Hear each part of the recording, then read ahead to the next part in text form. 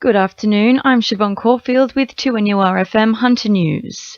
Car hoons in Newcastle have been put on notice, with police launching a fresh operation to crack down on dangerous and illegal street racing. Officers will be targeting known trouble spots such as Kooragang Island and Steel River, where hundreds of young people gather on Tuesday and Thursday nights. Superintendent John Gralton says in 40% of cases, the cars involved are registered to people over the age of 40. And even in some cases target the parents of vehicles that are owned by families and used by younger people in the family. We see this as a different measure, as well as targeting the driving behaviour itself, but also appealing to parents to know where their young people are, to know what sort of things they're getting up to in the motor vehicles, and if we do have to deregister those vehicles, we will. The Marist brothers have reiterated an enduring apology to the victims of Patrick Butler, known as Brother Thomas, nearly 9 years after his death. The apology comes less than a fortnight after former students publicised child sex allegations against him from the 1970s. The province claims it does not hold any record of complaints filed against Brother Patrick until 1991 and was not aware of the incidents referred to by the former students. A sporting award named after Butler has also been discontinued.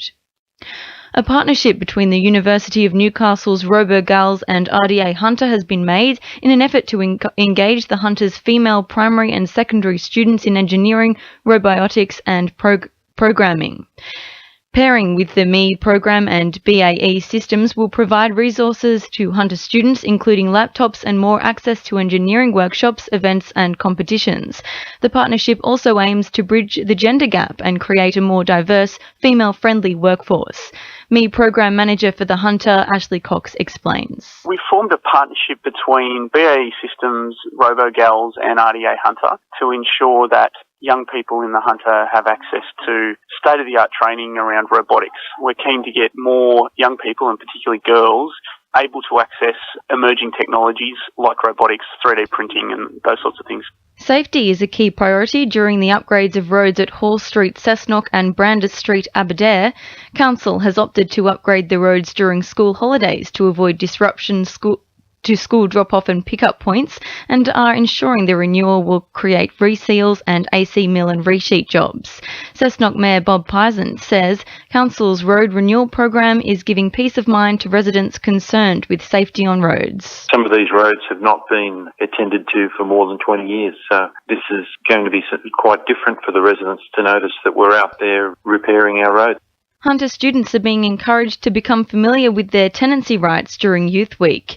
With over 3,000 complaints last year about tenancy and bonds, Fair Trading wants students to be aware they have the same legal rights as any other tenant. New South Wales Fair Trading Commissioner Rod Stowe hopes students can take action when incidences occur. Well, unfortunately, we become aware of instances where we've had international students who have signed up online for accommodation, having paid fees, only to find that accommodation was a scam, and when they arrived, there was no accommodation at all. Updating sport, Southern Beaches will be without second rower Iopa Mika for much of the season following a 12-month suspension handed down last night.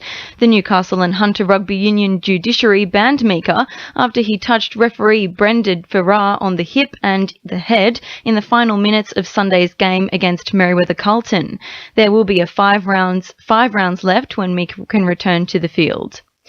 Newcastle Jets midfielder Zenon Caravella has one last chance to play for the club after it was confirmed they won't re-sign him next season. The veteran player is currently sidelined with an ankle injury, but could be fit for next Friday's game against Brisbane Roar. It is believed Caravella has already attracted the attention of rival clubs. And staying with football, the Western Bears will host the Lambton Jaffers in this Sunday's grand final rematch. The Jaffers beat the Bears in last season's grand final, but the club says they won't be driven by revenge. 2NURFM News Time is 12:10.